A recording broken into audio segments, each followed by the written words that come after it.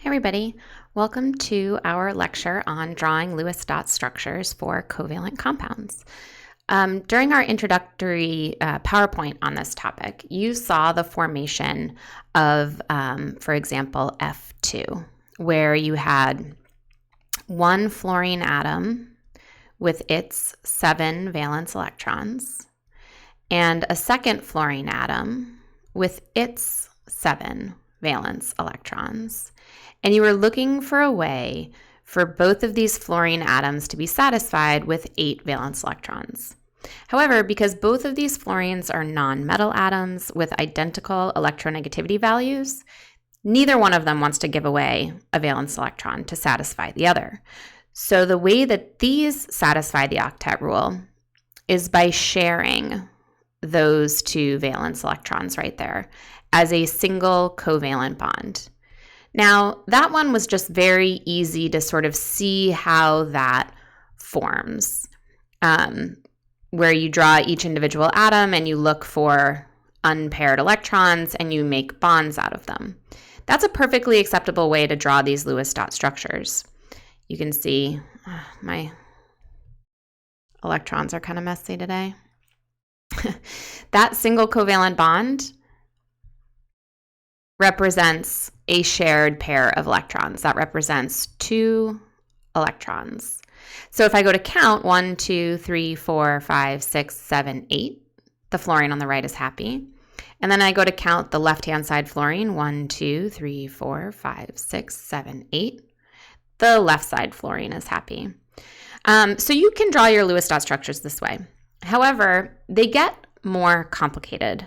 And as we go to try to figure out single bonds versus double bonds versus triple bonds, it gets harder to sort of just see it this way. So instead, we're going to employ these rules that I've listed up above. And so we're just going to do a bunch of examples. It seems like a lot of rules at first, but it gets quite methodical and easy to follow after you've done it a few times. So let's do another example, which again, you might just be able to sort of see with the naked eye, but instead we're going to follow these rules that I gave you up above. So this first example was for the F2 or the fluorine molecule. What if we wanted to draw the Lewis dot structure for HF, hydrofluoric acid? Step number 1, count up the available valence electrons for all of the atoms in the molecule. And then we're going to divide by 2 to get pairs. Okay, so let's count up our electrons. Hydrogen has 1 valence electron, and fluorine has 7, which is a total of 8 valence electrons. Now, valence electrons, remember, are the electrons that are involved in bonding, so we only count up valence electrons. And because electrons bond in pairs, we're going to divide this number by 2. Which means I have 4 pairs to work with in my structure. So now it's time to start drawing the structure. So we are going to draw the element symbols, and the least electronegative atom is going to go in the middle. Now, there's no middle here because there's only 2 atoms, but that rule is going to be important in our next example when we have more than 2 atoms. So we don't have to worry about it for now. And again, this rule up here that says hydrogen is never central, the reason why hydrogen can never go in the middle is because hydrogen can only have 1 bond.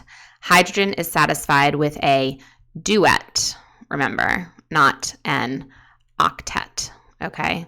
So a duet for hydrogen. All right, so I'm going to connect my hydrogen to my fluorine. So that's what I did in step 3. Place 1 pair or a single bond between the central atom and each of the terminal atoms. Did it. Of my 4 pairs of electrons, I now only have 3 pairs remaining because I used one of those pairs as that single covalent bond. And then it says to place the remaining pairs on the outer atoms to complete the octets or duets. Well, hydrogen's duet is already satisfied with that bond, so those 3 remaining pairs are going to go on the fluorine. And there you have it. There's my Lewis dot structure for HF. Easy, right? Let's do another example. Let's do phosphorus trichloride, PCl3. Follow the rules in order. Whoops, my rules are too far up. You can't see them anymore.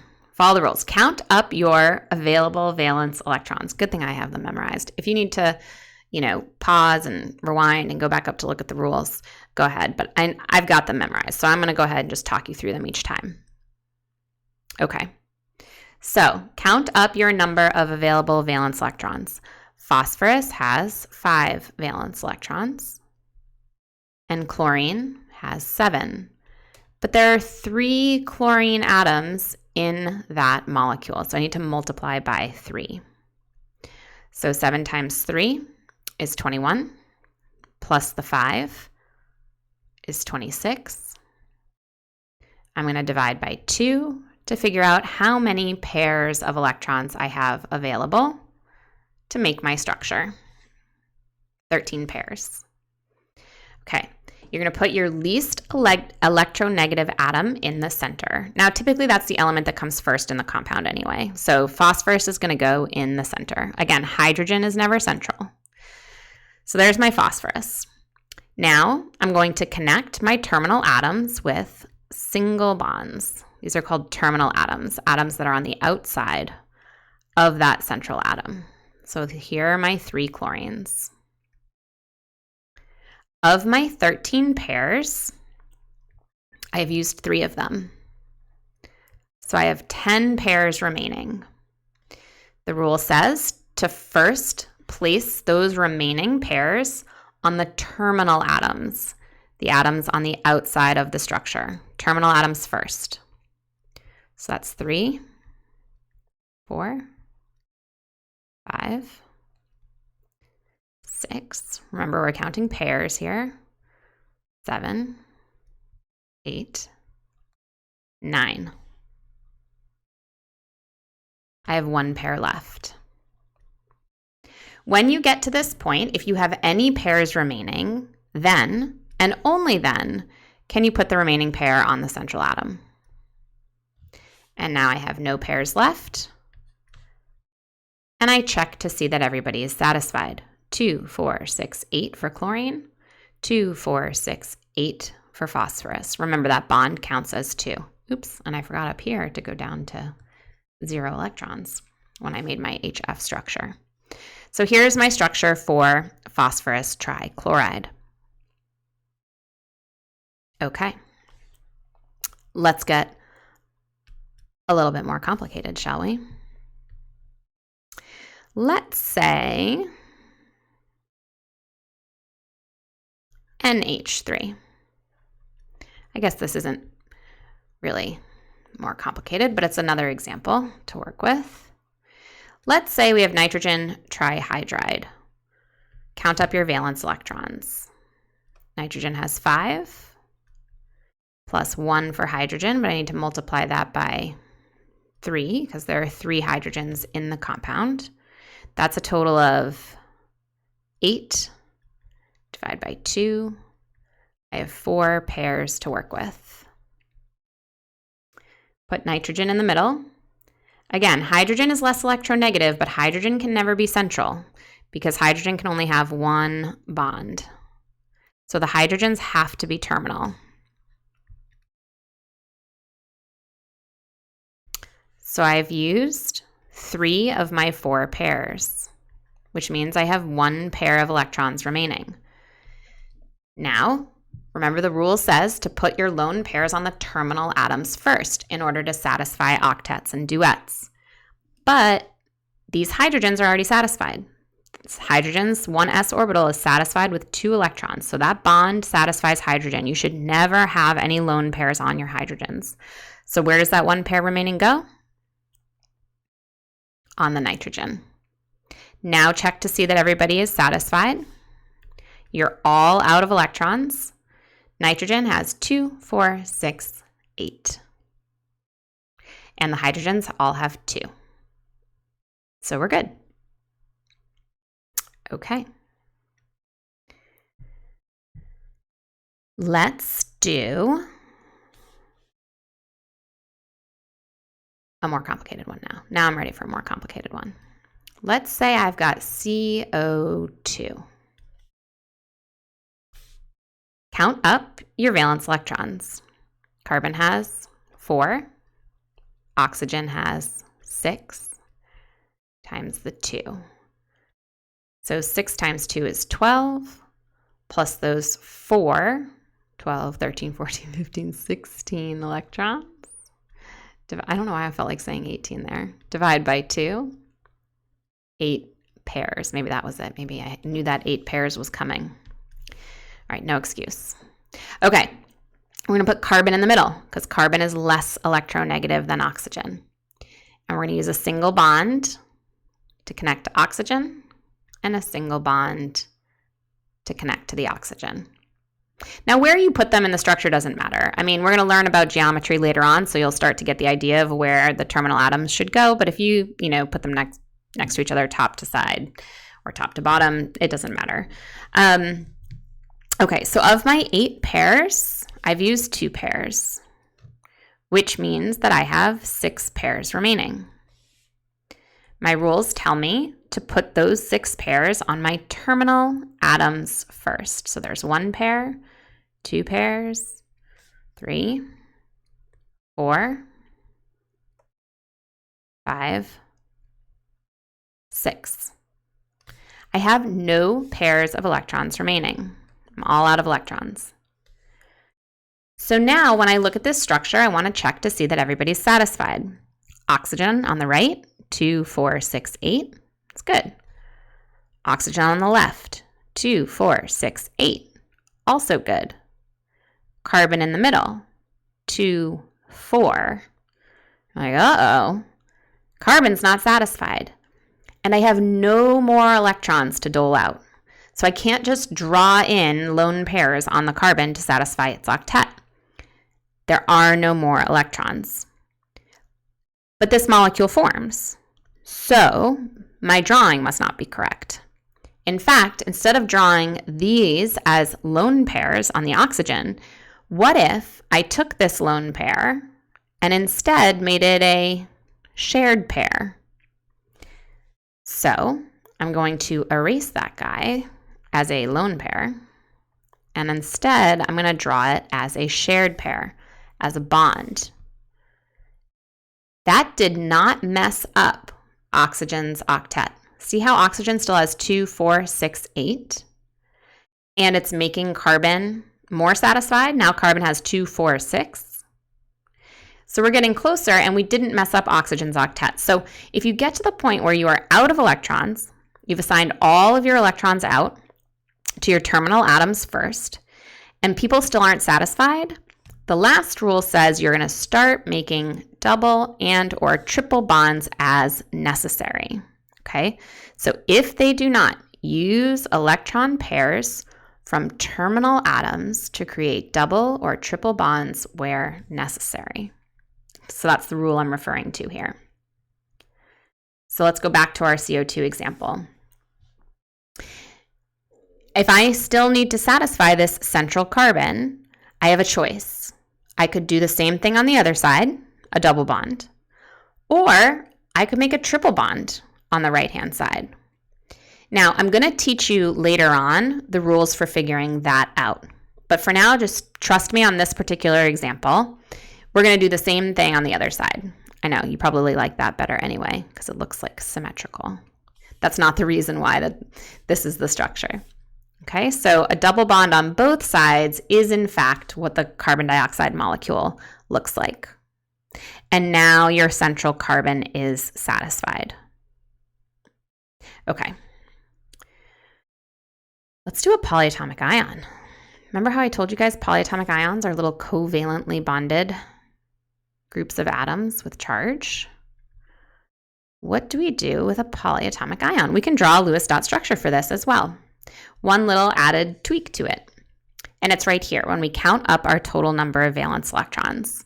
Count up, oxygen has 6 and hydrogen has 1.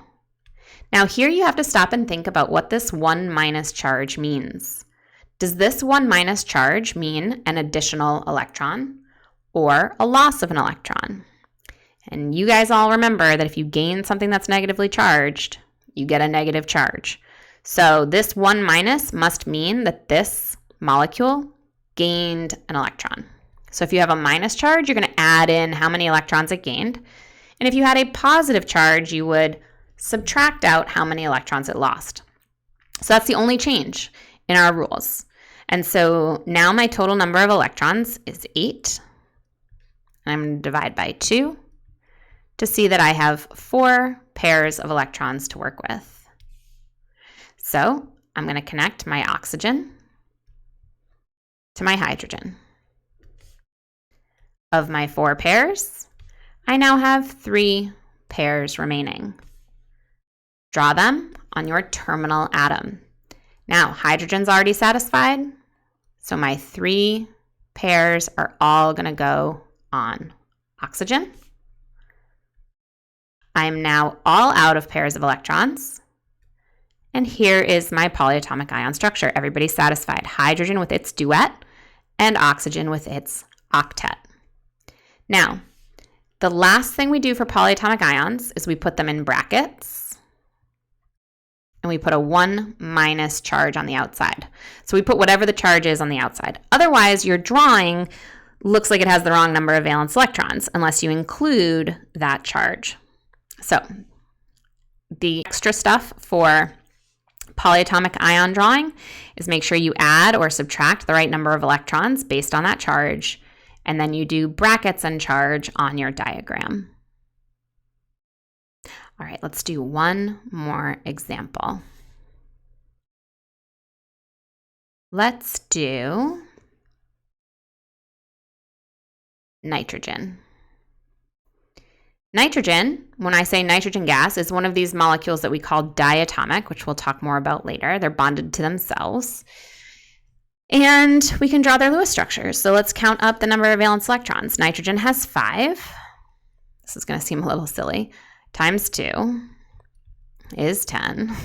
Divided by 2 is 5 pairs of electrons to work with. I told you that would seem dumb. You're going to get to doing this so well that you'll just be able to do all of this counting in your head. All right, I'm going to connect my nitrogen to a nitrogen with a single bond. I have 4 pairs remaining. Now, I'm going to put my 4 remaining pairs on my terminal atoms. It doesn't matter which one I pick. I could put them all. I could put 3 of them here and 1 of them here. I could put 3 of them here and 1 of them there. I could put 2 here and 2 there. It totally doesn't matter. This is going to work itself out, you guys. So if you're like a symmetrical type person like I am, you're going to go, oopsies, wrong color, wrong color, wrong color. You're going to go like, okay, this thing is really not agreeing with me. There we go. 1 pair. 2 pairs, 3 pairs, 4 pairs, and I'm all out of pairs. So now we check to see that everybody's satisfied. 2, 4, 6. Nitrogen on the right has 6, and nitrogen on the left has 6. 2, 4, 6. So how are we going to get everybody satisfied? Take away a lone pair, doesn't matter where you take from, and make it a shared pair. I did something wrong.